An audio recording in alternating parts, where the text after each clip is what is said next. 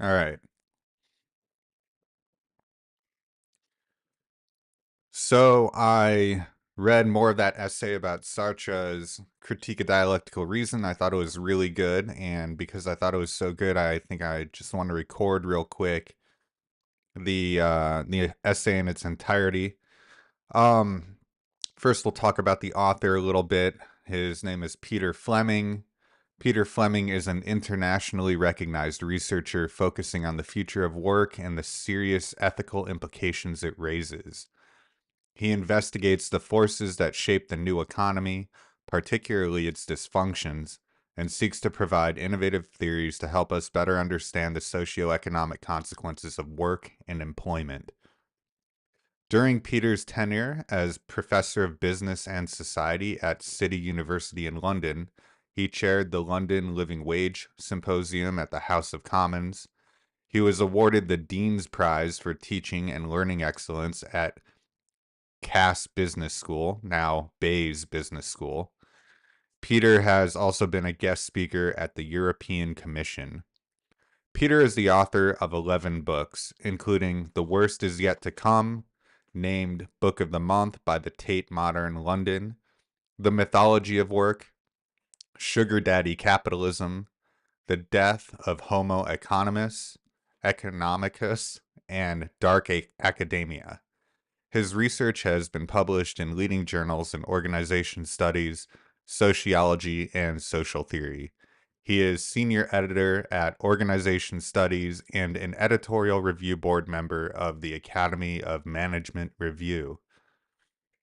So, this is indeed the same Peter Fleming of the work that I'm going to read. Some of his. Hold on a sec. Come on. Some of his other work in about ChatGPT undermines human reflexivity, scientific responsibility, and responsible management research. Just picking these at random. Not even trying to change the world. Why do elite management journals ignore the major problems facing humanity? The worst is yet to come. A post-capitalist survival guide. That might be a review. Anyway, so that's who he is. Here's a nice little picture of Peter Fleming. Okay. And maybe I'll try to ask him if he wants to be on the show sometime. So let's get into it. I uploaded the essay to my website just so I can make sure I have access to it. It was available in its entirety at the SagePub URL, so no worry about copyright there, I guess. And I'm going to start from the beginning again, just so we have the whole essay in one place.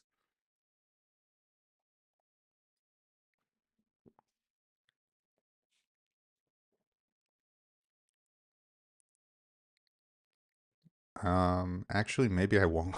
I won't read it here. I don't like that layout.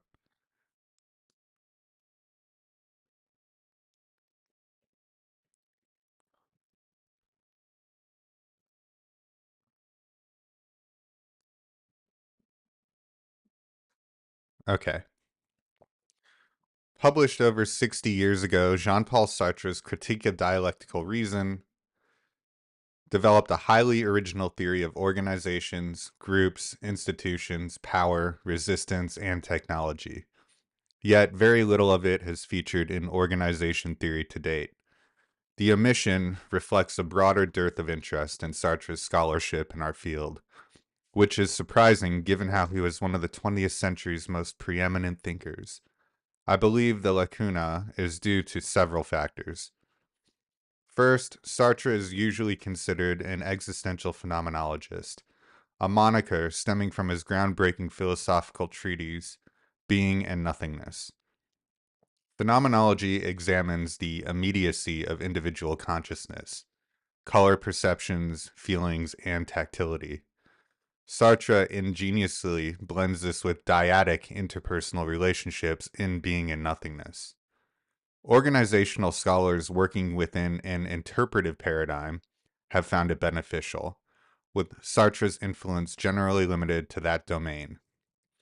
Second, Sartre first made his name in literature, including plays and bestseller Nausea. This likely stunted interest in his social philosophy in the formative years of organization theory, with German and American sociologists gaining more airtime.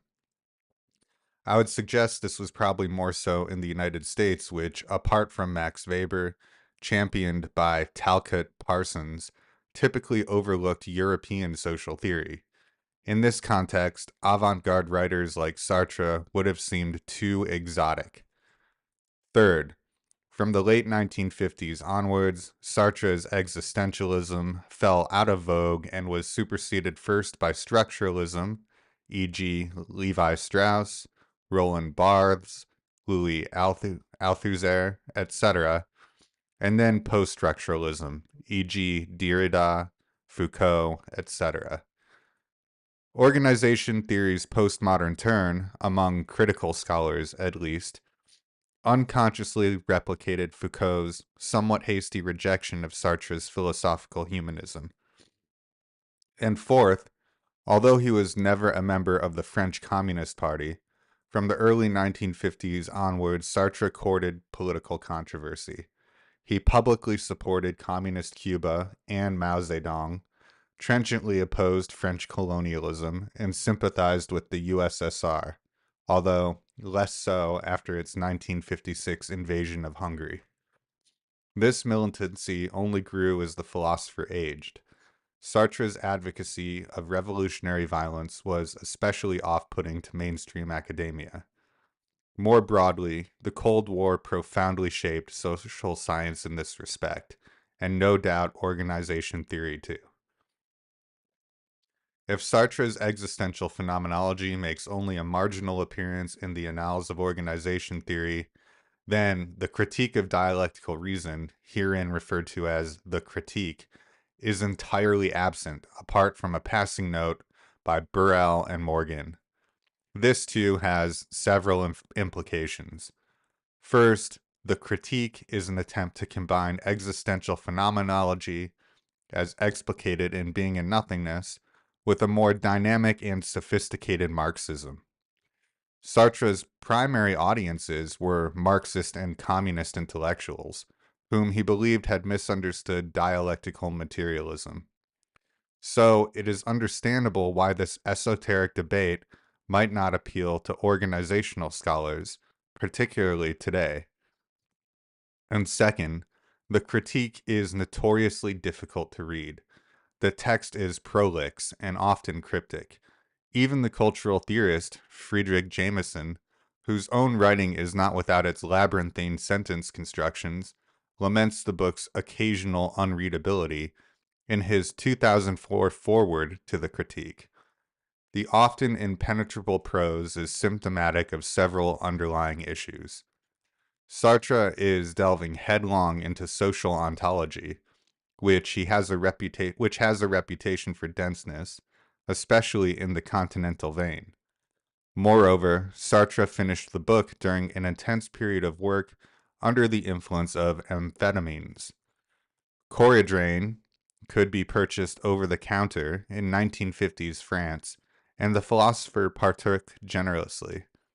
Sartre's biographer, Annie Cohen Salal, describes a typical day while the critique was being written. As soon as he wakes up, after a heavy meal and just a few hours of bad sleep, artificially induced by 4 or 5 sleeping pills, he had a cup of coffee and some Coridrane. First 1 tablet, then 2, then 3, which he chewed while working. By the end of the day, he had emptied the whole tube and produced 30 or 40 pages of Sartre. This is how he wrote the Critique of Dialectical Reason, a wild rush of words and juxtaposed ideas, pouring forth during crisis of hyperexcitement under the influence of contradictory drugs that would zing him up, knock him down, and halt him in between. Up, down, stop, in a constant struggle against himself, against his tired body, against time and sleep. The 900-page original French original was so chaotic that editors of the English translation imposed their own grid of chapters and subsections, relegating protracted digressions to the footnotes. Nor was the critique meant to be read as a standalone text, which increases the confusion. It was actually the middle section of a larger project. Sartre's introduction to the book was published separately as Search for a Method.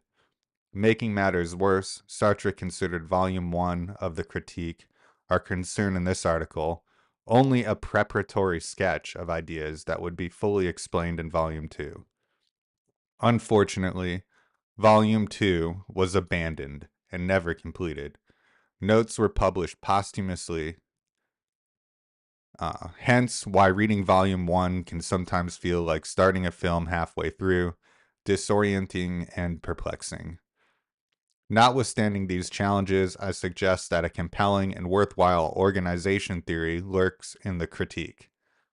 The purpose of this paper is to delineate the main contours of this Sartrean theory of organizations. It places agency, conflict, and domination at the center of inquiry, so is naturally situated in critical management studies. But scholars working in other areas may also find value in Sartre's analysis, particularly in relation to institutions, digital technology, social movements, and cognate fields. The paper is structured as follows. First, I explain Sartre's objectives for writing the critique and outline its central argument. Next, a Sartrean organization theory is developed in relation to three contemporary themes: power resistance, management hierarchies, and technology. Finally, the conclusion discusses implications and future research avenues for scholars wishing to advance this fascinating theoretical perspective. All right, that was the introduction. Reading the Critique of Dialectical Reason. The overall structure of the critique consists of an introduction, Book 1, and Book 2. Let's discuss the salient concepts as they appear in each part. Praxis, practico-inert, and counter-finalities. The introduction explains the author's primary objectives. By the time Sartre began work on the critique, he had discovered Marxism and its broad sociological canvas. Quote, I consider Marxism to be the unsurpassable philosophy of our time, unquote. But Sartre didn't want to simply jettison existentialism and its emphasis on individual agency, nor was he happy with Marxian orthodoxy, particularly its pitch towards mechanical determinism and party bureaucracy. To clarify the problem, Sartre quotes Marx's classic dictum in the 18th Brumaire of Louis Bonaparte. Quote, men make their own history, but they do not make it just as they please. They do not make it under circumstances chosen by themselves, but under circumstances existing already, given and transmitted from the past. Unquote. According to Sartre, mainstream Marxism had forgotten the dialectical interplay between agency and structure, favoring, quote, circumstances already existing, unquote, over people making their own histories. It had become boringly determinist as a result. And while some Marxists celebrated the working class as a harbinger of revolutionary change, Sartre disagreed. As he observed, its development in France, the working class was merely a sociological category or passive collective, like strangers waiting for a bus or shopping in a supermarket. Collectives are an impoverished type of unity consisting of isolated individuals, each pursuing his or her own interests. They cannot work together to overcome circumstances already given. What Sartre calls the practico-inert structures their collective behavior. This term literally means impotent action or inactive practice, and arises from the false naturalization of prevailing institutions. One motivation Sartre had for writing the critique was to rescue agency, echoing existentialism's approbation of individual freedom and choice. He does this by intersecting two ideas. First is Marx's notion of praxis, or reflective action. It explains how people make their own history by negating, sublating, and then transcending circumstances already existing as creative agents. Praxis is about transforming who one is, including the socio-material conditions that define this, something Marx, after Hegel, believed was a unique human capacity. Negation implies conflict. Having surveyed countless cases of social transformation, and this is the second idea, Sartre identifies the fused group as the most incendiary expression of pure praxis. These groups begin small, without hierarchy or party structure, and fundamentally reject the practical inert. Their fusion, all for one and one for all, is the source of tremendous energy. It is at this level, Sartre contends, that social movements and revolutions begin. Sartre does not seek to romanticize any of this, however. Fused groups may never emerge, even when conditions are grimly unjust. Why is this? One answer lies in the political economy of the technology or tools we use. For Sartre, individual practice always seeks to totalize itself. This occurs when a subject fully connects with his or her intended object or final goal. For example, an architect first imagines an end state or finality, say, a pioneering new social housing complex to alleviate homelessness in her city.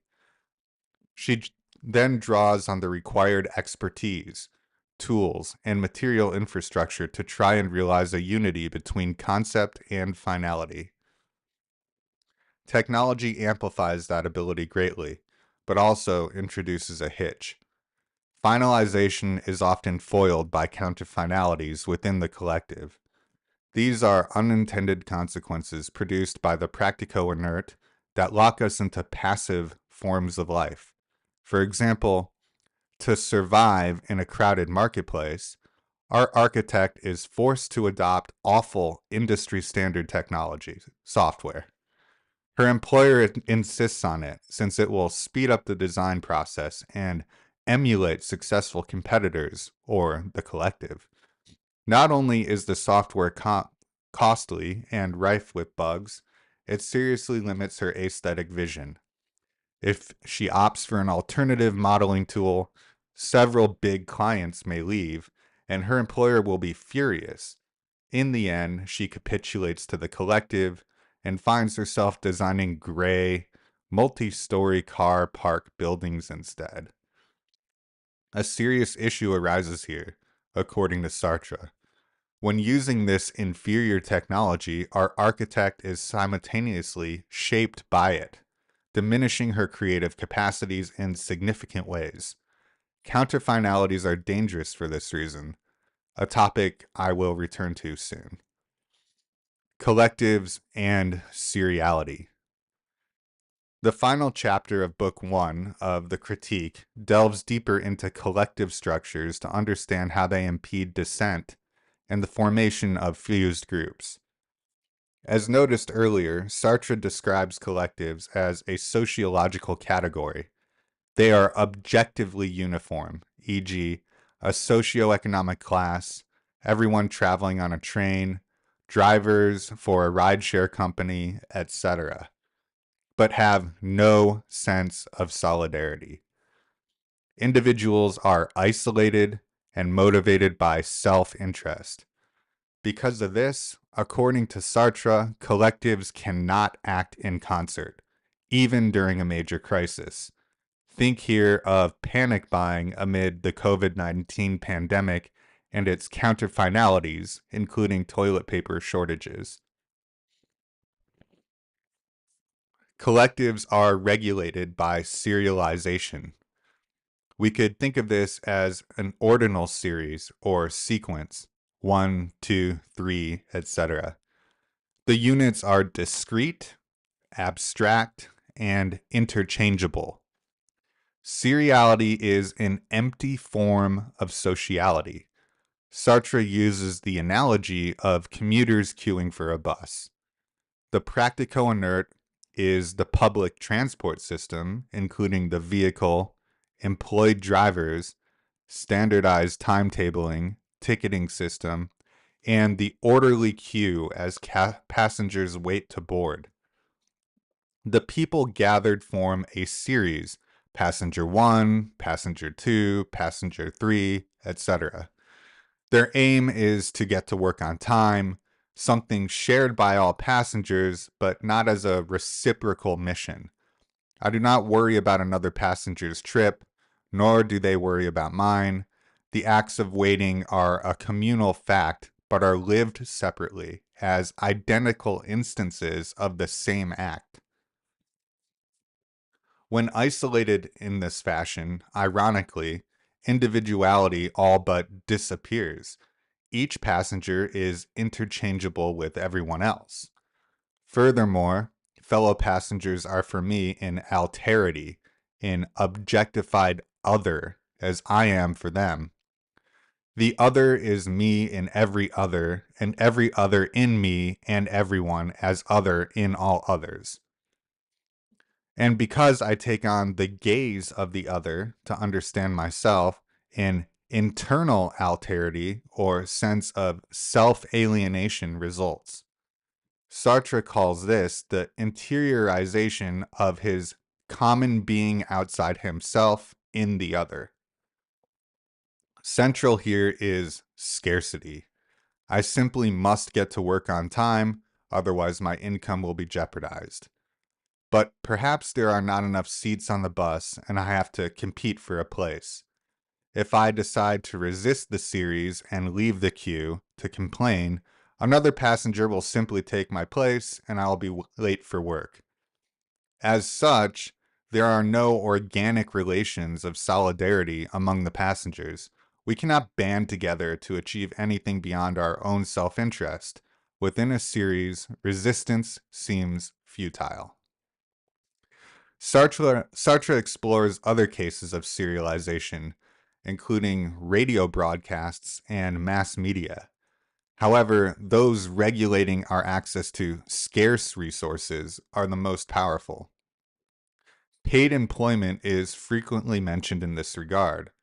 Like most adults, I must participate in the labor market in order to earn a living. It is an exigency that cannot be ignored. Others are competing for jobs too.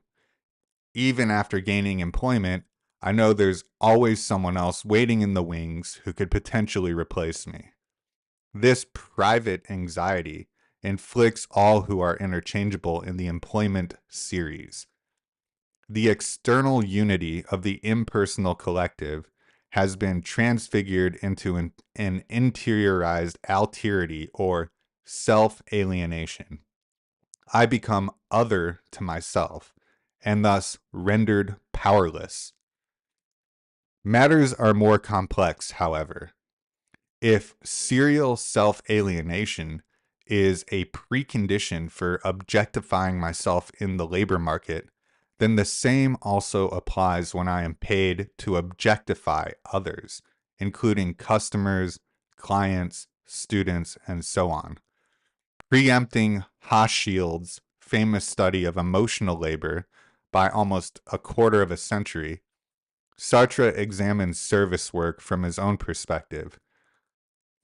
The customer, as a serial object, must be manipulated as a complex apparatus according to certain methods based on certain laws, which are also serial. But in order to manipulate his customers, the employee must first learn to manipulate himself, change his mood, put the customer in the right, etc. One must manipulate oneself in order to manipulate others. Where does this collective serialization spring from? At one level, it is a corollary of mass society and its rationalization. Modernity is conspicuously peopled by strangers, as Simmel famously observed. On another level, though, Sartre suggests that dominant institutions encourage seriality due to its regulatory advantages. It makes resisting power very difficult. If I depart from the series in frustration, I simply forego my place to someone else. This purely individual action changes nothing. I will have merely rushed into the ineffective, abstract isolation of private life, objectively changing nothing. I will have negated myself as an individual member of the gathering. As a result, most keep quiet and carry on. Large-scale series have yet another disconcerting feature. They are experienced as infinite, according to Sartre. By this, he means indefinite and not easily bracketed. As a member of a tiny commuting series, perhaps there is a chance I could organize passengers into a protest group to lower ticket prices. But all transport users in the city, or the entire labor market, one cannot see where the series begins and ends. Individual isolation thus feels universal. Once again, resistance is futile. So, fused groups against serialization. Now the story gets interesting. History is, in fact, replete with resistance, radical ruptures, and insurrection, even under conditions of deep serialization. Book 2 returns to fused groups to explain this. As previously mentioned, fused groups begin as small social units that break away from the series. Even if moderately successful, they could evolve into what Sartre calls organizations. Herein lies the problem, according to Sartre. Organizations and the vibrant praxis that animates them are frequently corrupted. This is especially so if they ossify into new dominant collectives, or what Sartre terms institutions. The philosopher's anti-utopian attitude is evident here. There are few guarantees that social revolt will end well. The French Revolution descending into the reign of terror and the Russian Revolution producing Stalinism are examples discussed at length in the critique. How do fused groups form in the first place, given the countervailing pressures mentioned earlier? There is no formula for predicting this, Sartre insists. Every situation is different with its unique contextual variables, but some factors seem important. For example, fused groups never crystallize in a vacuum, but in contradistinction to the series being negated. As Sartre puts it, the group constitutes itself as a negation of the collective which engenders and sustains it. The group is defined by its constant movement of integration, which tends to turn it into pure praxis by trying to eliminate all forms of inertia from it. In other words, fused groups are born to dissolve series in the living synthesis of community.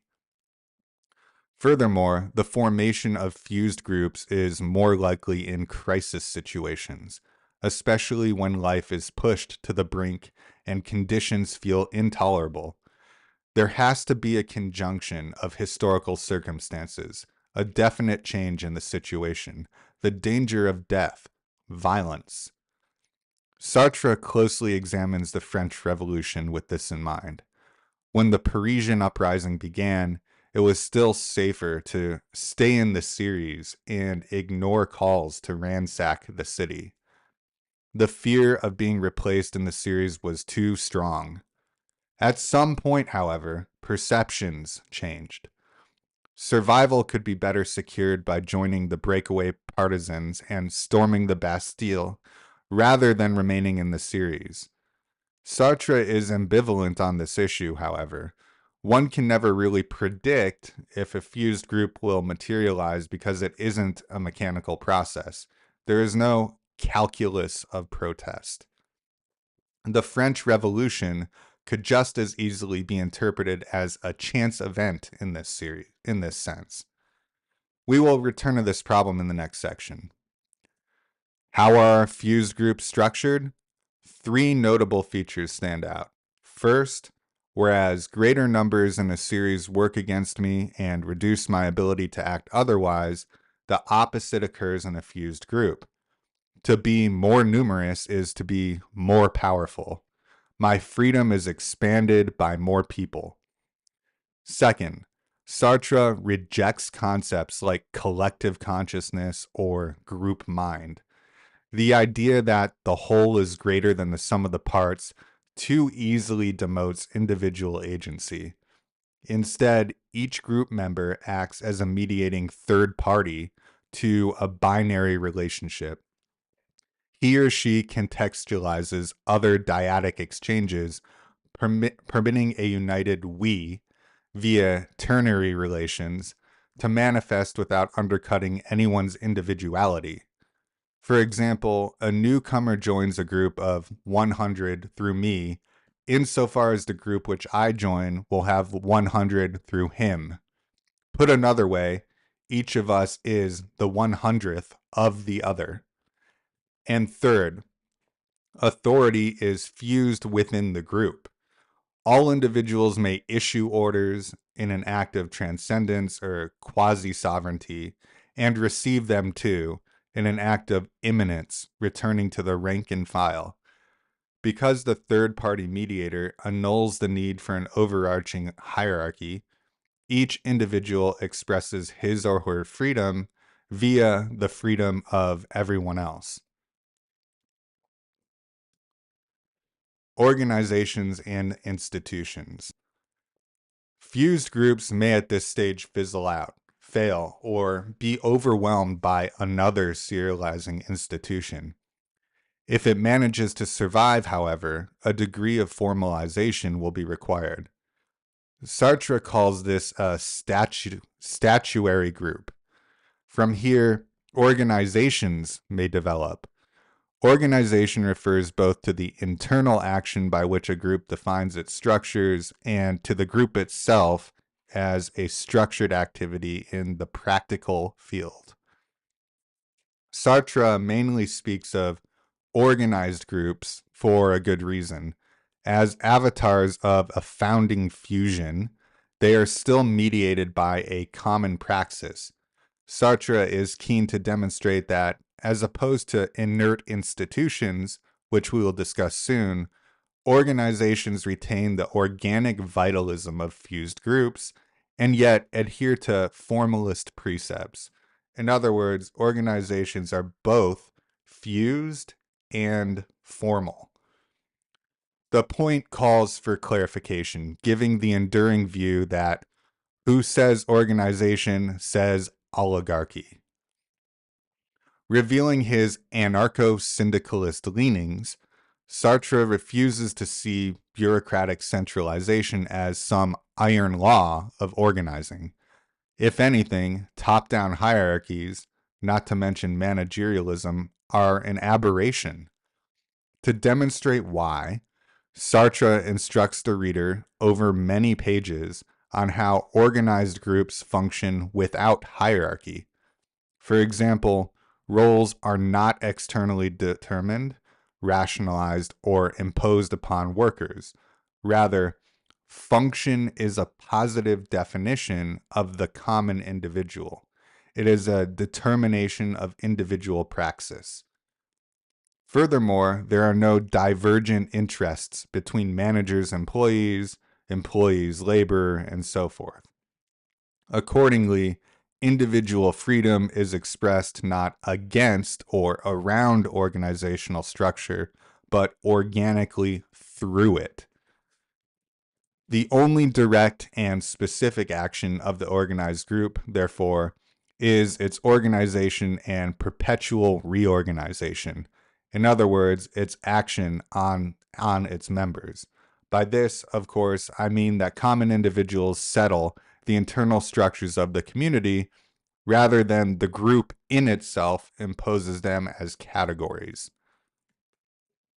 Individuality as opposed to individualism, is never sacrificed to the system or a higher cause infused organizations. It instead gains extended powers and capacities through others. Hence why there is no difference between rights and duties, or what is voluntarily chosen and necessitated by exigencies. In this manner, a temporary balance is established between the common individual as a social product and organic freedom as the adoption of his individual power and as the free execution of the common task with the common means. Is organizational size a limiting factor here? Conventional organization theory, stretching back to Weber, Blau, Blauen, Schoenherr, Pugh, Hickson, Hinnings and Turner, and Woodward, assumes that increased scale or quantity of participants automatically necessitates a qualitative shift towards centralization, stratification, and worker alienation. Big organizations need big bureaucracies and big bosses. The critique disagrees. Large organizations can still facilitate fused praxis without reverting to institutionalization or the practico inert. As long as they remain a voluntary expression of a shared finality, then fusion is not contingent on size.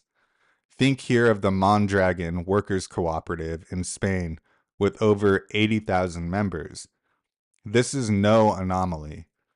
Anthropologists have conclusively demonstrated that large, anti-hierarchical organizations, even entire cities, have thrived throughout history. Sartre finally turns to institutions and develops an idiosyncratic perspective that differs markedly from how they are generally approached in organizational studies, i.e., neo-institutional theory, etc. He calls institutions failed organizations. Why so? As soon as power, which is a synonym for the practical freedom to act, according to Sartre, is concentrated and or centralized in a social formation, its members are converted into objects of instrumentalization. Fused organizations cease to exist at that point.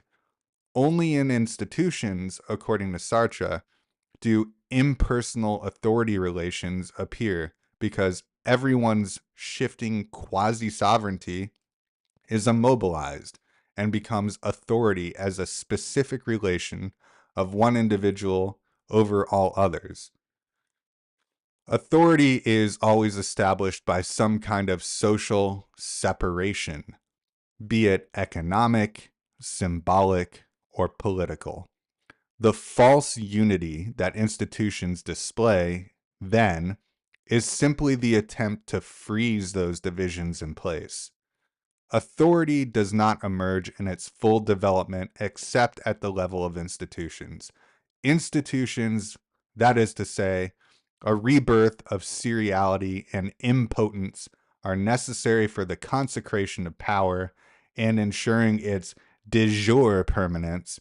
Authority necessarily depends of inertia and seriality. The institutional system presents itself by a permanent mystification in its inorganic being as the real unity of the declining group. As Sartre reiterates, top-down administrative hierarchies are never normal. Few people would choose to be part of them, and there are no functional reasons for their presence. Just look at the dysfunctions they consistently produce. Instead, technocracy is a symptom that something has gone very wrong. How could we think otherwise? Sartre insists. What were once cooperative, creative, and fulfilled human beings are now serialized in a cold mechanism and severed from the means of self-determination.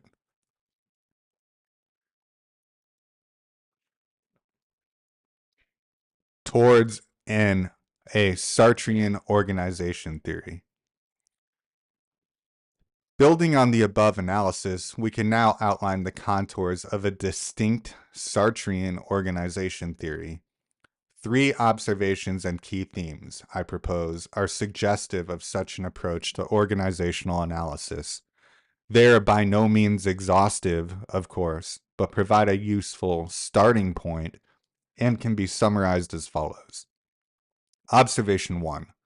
Serialization is one of the most powerful modes of regulation in modern life. It is a type of unity that disables solidarity, enlisting self-interest and isolation to manage actors instead. Opposing serialization is thus extremely difficult. However, the formation of fused groups can be an effective countermeasure and thus studied as a strategy of resistance accordingly. Key theme: power and resistance. Observation 2. Top-down management hierarchies are not synonymous with organization. Only ossified institutions resort to command structures. That most organizations do not adopt cooperative and egalitarian power-sharing arrangements is a matter of choice rather than necessity. Ironically, it is a choice that most members of an organization never get to make. Key theme: management hierarchies. Observation 3. Organized groups unify and realize the finalities of individual praxis due to their participatory structures. By comparison, institutional collectives frequently produce counterfinalities that are amplified through modern technology. Tools turn on their individual users, transforming them into the machine's machine. In the age of artificial intelligence, this observation can be summarized as follows. Robots probably won't steal your job, but they will fundamentally alter you who you are for the worse. Key theme: technology. Let us now unpack each observation and theme to gain a better understanding of what a Sartrean organization theory adds to current knowledge. Observation 1. Power and resistance. Power and resistance have been much discussed in organization theory. The critique offers a number of fresh insights on this topic. Take the notion of serialization, for example. As an expression of institutional power, a series coordinates actions by depersonalizing, standardizing, and atomizing individuals in a collective gathering. Paradoxically, this entails a kind of antisocial sociality because its unity is simultaneously isolating. Labor-based digital platforms operating in the gig economy are a good contemporary example. When an Uber driver enters the series, they are individuated as an interchangeable integer. The series deploys an anonymous k-means clustering algorithm to unify the collective. Unlike the bus queue, where all members are physically present, Sartre would call the Uber workforce an indirect gathering. I define such gatherings by absence, by which I mean not so much absolute distance as the impossibility of individuals establishing relations of reciprocity between themselves or common praxis. Drivers experience the series as infinite in the Sartrean sense, with a global pool of 5 million workers. If any withdraw in protest, very little changes, bar their income, and another driver replaces them. Opposition seems pointless. Resisting a series is supposed to be tough, according to Sartre. In the case of Uber, the digital architecture is designed with this in mind, complementing the company's hostility to labor unions, period. As for forming a fused group, who is willing to leave the series first and risk losing their gig? There are no guarantees other drivers will follow in solidarity. And what if the company retaliates? As Sartre remarks, perhaps my act of defiance, will be deformed and diverted, and there is a danger what it will bring about results quite contrary to those I intend. It may be turned against me to destroy me, and this very concrete reason always tends to plunge me into even deeper silence. This is certainly one reason for the lack of open dissent in the gig economy today. Having said that, serialization can be resisted, even successfully so. Ride-sharing drivers do establish alternative labor unions and win class actions against their de facto employers. Eco-campaigners do challenge serialized consumption patterns and have harmful products outlawed. Recall that the critique aims to mark the importance of agency, change, and transformation. Even the most lapidified circumstances existing already were once fashioned by people, sometimes from very different prior conditions. For Sartre, the fused group expresses this capacity in its most compelling form. But how do these groups emerge in the first place? We have already noted that the critique is inconclusive on this point. Fused groups are an explosive force because they often come out of nowhere. By the same token, I think we can identify at least 4 factors that are present in the formation process. 1. Actors must perceive the situation as unbearable, be that ethically, economically, or even physically. They simply cannot go on like this. As a result, anything is better than remaining in the series. The perception is socially constructed, of course, and not triggered by any ontological threshold of privation. 2. Perception is shared by more than one individual. 3. The situation calls for a major existential decision. The word crisis is rooted in the Greek term kairos, meaning those rare moments when a life-changing choice must be made. We cannot anticipate the outcome of that decision. In her influential differentiation between decaf resistance and real resistance, Cantu argues that the latter carries a massive cost. In making this impossible choice, one steps into the unknown. 4. A social apparatus of communication is present to facilitate fusion.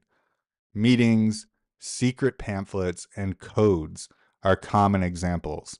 The use of social media in recent uprisings like the Arab Spring also underscores this point, although some have questioned its effectiveness and durability. This raises a thorny question. We assume that these fused groups will be left-wing freedom fighters like Sartre on the barricades, but could they not also be extreme right-wing hate mongers like those who attacked the U.S. Capitol in January 2021, or radical anti-vaxxers? For sure, so much critical organizational inquiry assumes that only the good guys resist, which is obviously problematic. Related fields like social movement theory have the same problem. Here, Sartre's theory of fused groups is useful. It might be argued that its structural qualities, i.e., the lack of fixed membership, hierarchies, and authoritarian rituals, are intrinsically aligned with social democratic politics, whereas right-wing political movements, by comparison, have little capacity for such Sartrean fusion. They are either A, ultra-individualistic, lone wolves working without organization, B, an opportunistic mob incited by powerful and often invisible funders, or they may, C, adopt the trappings of many institutions from the start, replete with leaders, party bureaucracy, discipline, and strict membership linked to race, nationality, and ethnicity. Fused groups, on the other hand, as Ross demonstrates in her brilliant study of the Paris Commune, actively reject all of those characteristics.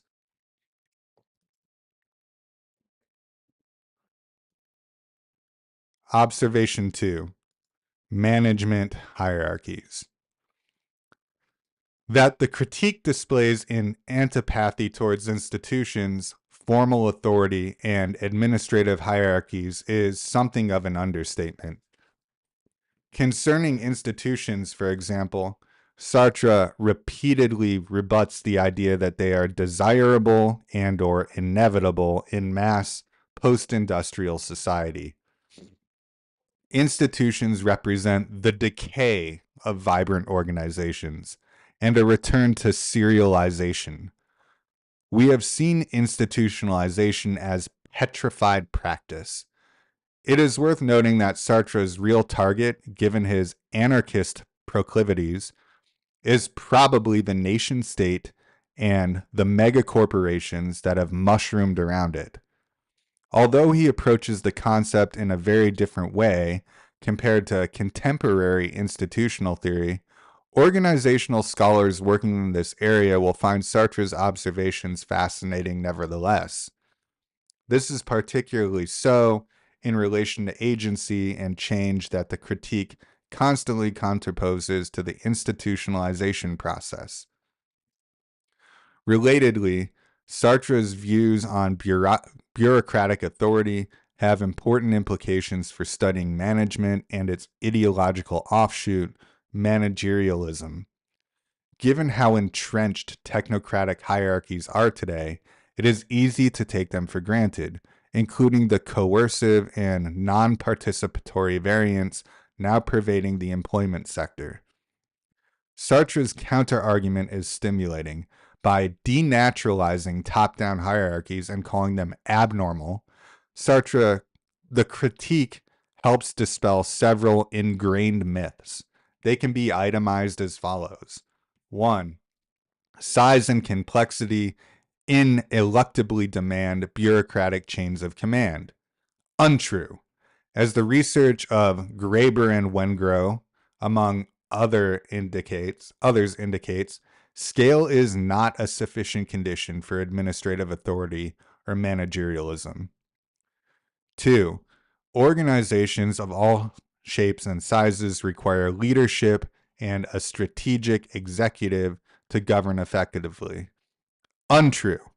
Organizations can function perfectly well as self-governing systems, employing cooperative principles that eschew centralized power structures.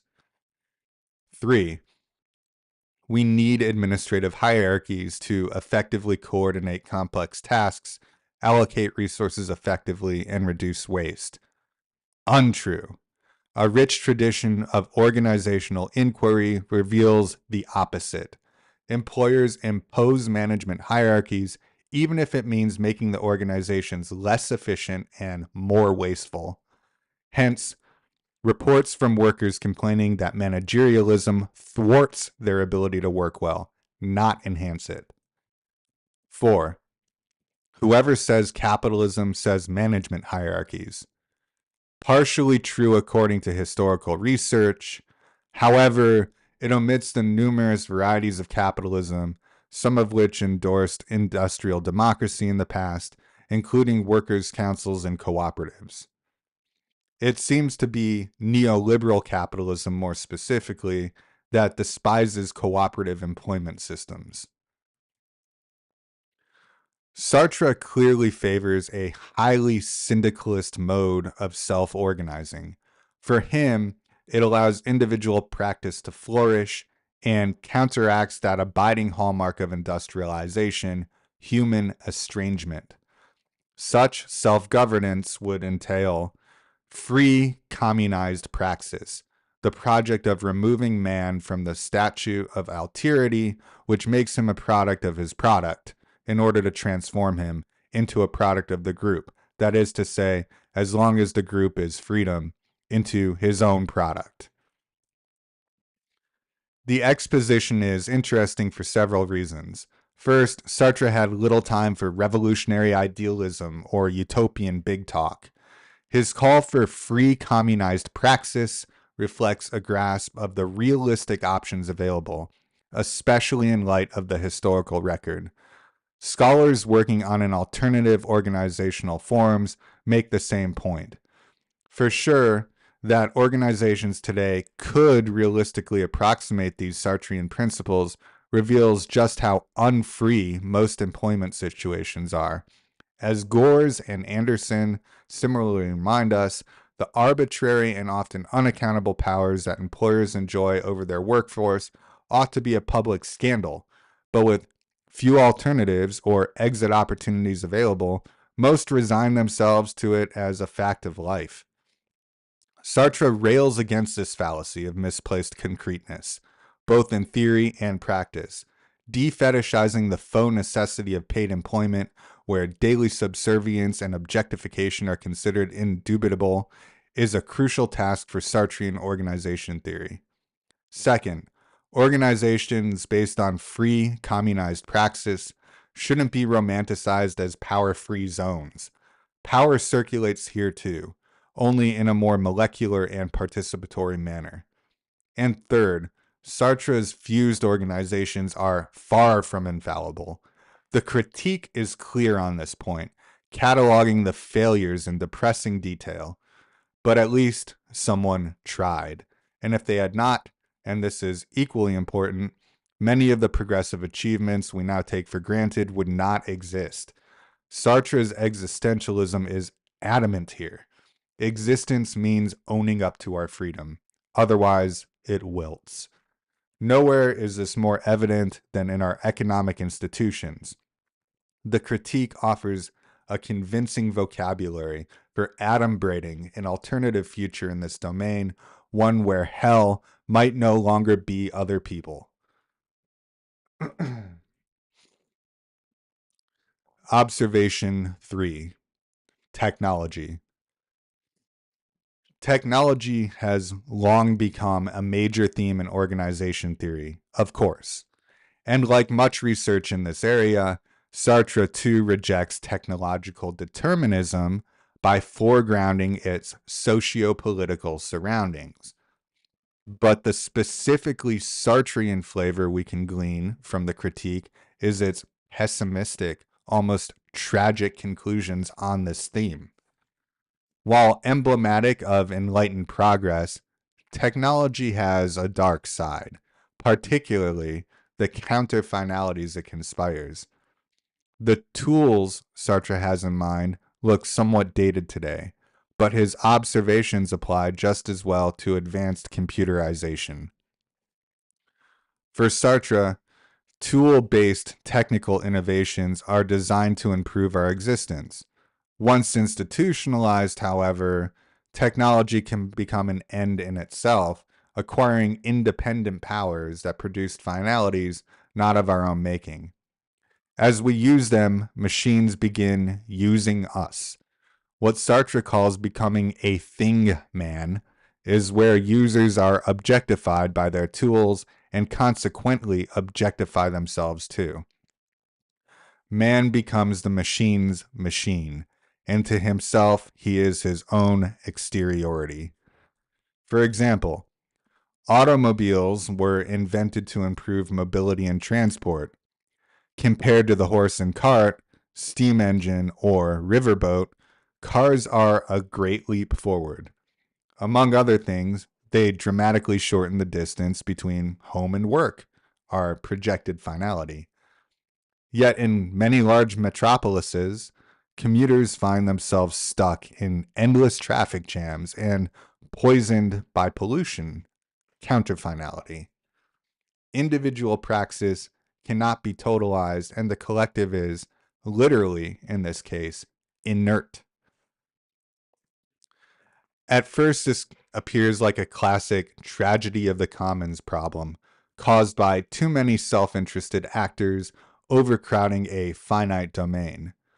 But counterfinalities are not only born from natural limits, which is why the connection with technology is important to note. Consider office email, for example. As Newport points out, IBM was one of the first companies to establish an intranet to help transfer large files between departments.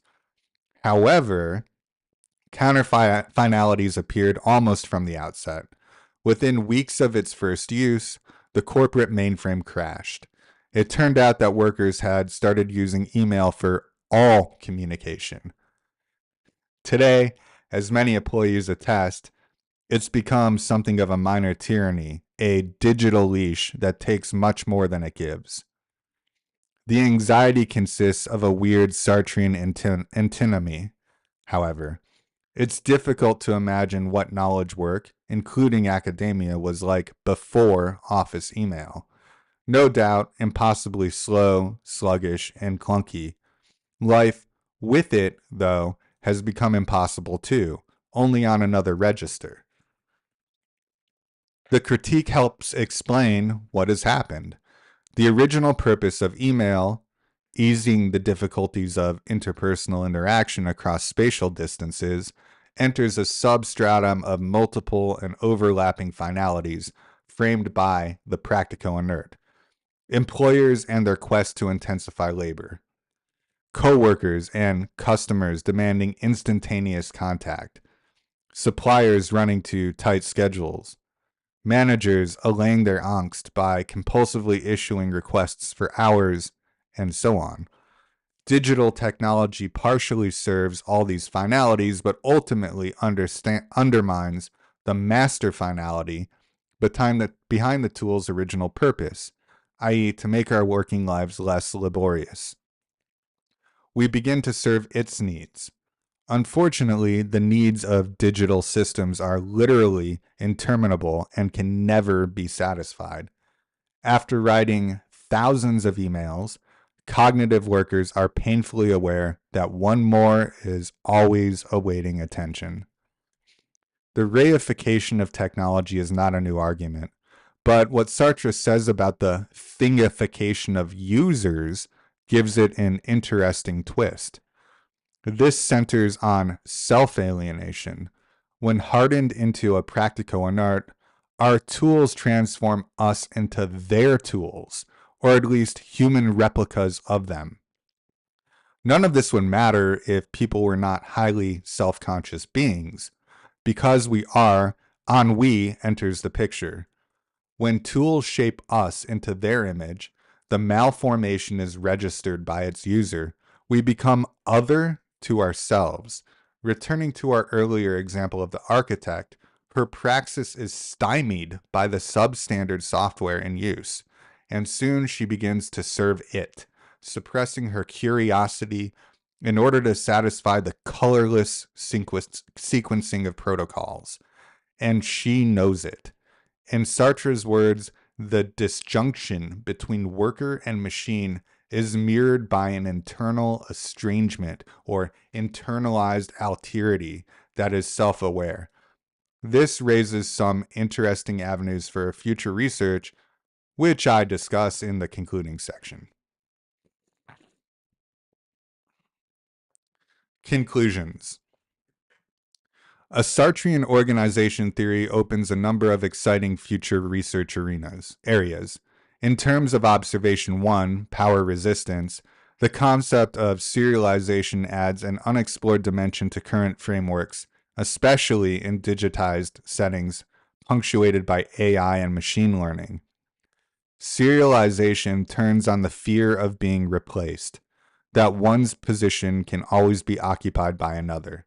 Today, however, that anxiety is netted within an endless algorithmic circuit, reflecting the classic transition from decimal code to sequenced binary operations. What we might term the cipherization of labor, the recasting of workers as bit variables within a Boolean binary system, redoubles the disenfranchising effects of mass replaceability. A Sartrean organization theory invites us to examine its consequences further. Observation 1 has its implications for how we study organizational resistance, too. We need to move beyond a Newtonian theory of conflict, where every primary action has an equal and opposite reaction. For Sartre, that is too mechanical. Resistance can appear where and when we least expect it, or not at all when it seems imminent. The critique emphasizes the existential features of opposition to account for this indeterminacy. When the stakes are high, saying no often involves a unique and impossible choice, i.e., kairos. All might be lost. Whether that choice is ultimately made cannot be known in advance, even by the actors themselves. In any case, this existential risk and urgency has been missing in recent research, with low-cost forms of rebellion being analytically preferred, e.g., hidden transcripts, micro-resistance, routine resistance, infra-politics, etc. In addition, social movements theory may benefit from these insights, especially with respect to the unpredictable appearance of some organizations and the internal tensions that can manifest when movements evolve into mature institutions, prioritizing collective identity over individual praxis. Observation 2, management hierarchies, strikes at the heart of much of our research and has significant potential for future inquiry. By completely denaturalizing hierarchies, managerialism, and authority, Sartrean organization theory unsettles many assumptions about their supposed inevitability. The critique not only provides a refreshing counter-argument, but presses us to think about what an egalitarian and managerless organization might look like. This requires a normative mode of analysis, which has generally been avoided in our discipline. That is a shame. So many talented scholars in our community could be directing their attention to designing better organizational models, including, but not exclusively, user, worker, multi-stakeholder, and platform cooperatives. After the tremendous problems it has caused, that the private business firm remains the conceptual horizon for so much scholarship today is regrettable. Observation 3, technology, emphasizes the hidden economy between technological counterfinalities and subjective experience in contemporary employment settings. Recall that counterfinalities are not simply about personal goals or praxis being denied by collective processes. A Sartrean organization theory asks what this machine-saturated environment does to people's ontological capacity to learn, emote, create, play, and so on. For Sartre, our repeated attempt to be human, perhaps the baseline finality preceding all others, is persistently sabotaged by the tools that we use. They end up shaping us instead. We can study the effects of second wave AI in organizations from this standpoint, including neural nets, synthetic computational systems, and deep machine learning. The prospects of being replaced by smart machines is certainly troubling, but so is the idea of being remolded into their image. As quantum engineers attempt to simulate what they presume is human-like intelligence in machines, a banal and reductionist template of humanity is produced. After all, leading firms in this area, Veritone, Asaro, CCC, let alone Amazon, have no clue about what it means to be human. Subsequently, their model is projected back onto us as a regulatory value. The plan was for AI to mimic people, but the reverse occurs. And unfortunately, even second wave AI is not so smart. Sartrean organization theory encourages us to explore the self-alienating effects of the computronium and contemplate the critique's presentiment that man will soon be the machine's machine. That this self-othering is a malfunction of subjectivity implies that philosophical humanism is at play in the critique, albeit a very complicated one. Therefore, if a Sartrean organization theory differs from arguments about robotic substitution, since plenty of toiling humans are needed in the digital economic matrix, then it should not be confused with theoretical post-humanism in recent studies of AI connectivism. The problem is not that our humanity has been morphologically dispersed by advanced multi-agent systems and thus, for better or worse, transcended, but the very opposite. A diminished and truncated ideogram of humanness has infiltrated our existential field, forestalling the irreducible and non-algorithmic openness of social praxis. It is monochromatic. It is in its monochromatic image. Machine rule forces us to recognize ourselves. This criticism is not delivered in the spirit of Luddism. Modern technology is truly wondrous, Sartre avers. The concomitant horrors it extracts must instead be traced back to the relations of economic unreason that inframe it. Whether any liberatory disentanglement is possible remains to be seen. It is difficult to be optimistic, however. The critique warns that the dark machine age we have entered is problematic, not simply due to its violence and surveillance, but the calcification of existence itself. At any rate, how we utilize Sartrean's organization theory will invariably be framed by the philosopher's political imperatives when writing the critique. What strikes the contemporary reader of the book is its uncompromising stance against authoritarianism in all its forms. This unrelenting criticality is evident on almost every page. It betrays a refusal to dilute, even slightly, the author's ethico-political commitments. For sure, by the time the critique appeared in 1960, Sartre was widely recognized as a far-left militant who openly advocated violent insurgency. That same year, Sartre and Simone de Beauvoir were hosted by Fidel Castro in Havana, and the FBI's files on the philosopher grew. Sartre famously rejected the Nobel Prize in Literature in 1964, even though the sizable cash award was desperately needed. I do not wish to be institutionalized in either East or West, he informed the committee. And while May 1968 saw rebelling students repudiate many prominent leftist intellectuals for being hypocritical, including Adorno, Horkheimer, Althusser, etc., not so Sartre. He joined the rioting students and was arrested for civil disobedience. In 1970, the aging philosopher was arrested again for peddling an outlawed Maoist paper, Le Cause du Peuple, on the streets of Paris.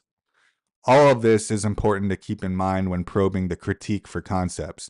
For instance, we cannot use ideas like the fused group or seriality without including Sartre's problematization of late capitalism, racism, colonialism, imperialism, and autocracy.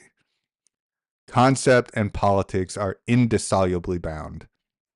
Furthermore, Sartre presents a thoroughgoing crisis-based interpretation of history, organizations, and society. There are no normal times in the critique, no default equilibrium or peaceable pluralism. It depicts a state of emergency that has been regularized. For Sartre, the world is in ruins everywhere we look, but only if we know how to look. This is no speculative catastrophism, but a method of sorts, one that may provide a route out. As Gores said about the book's core message a few years after its publication, Sartre's enterprise is to give himself and us the instruments of dialectical understanding and thereby the means to pose the question of the possibility of suppressing the inhuman in human history and of the eventual conditions of its suppressibility. The critique is therefore an ambitious project, one that Sartre has great hope in, yet understands will probably fail. All right. So I'm going to package this up and put it out as an audio as well. Hope you enjoyed. That was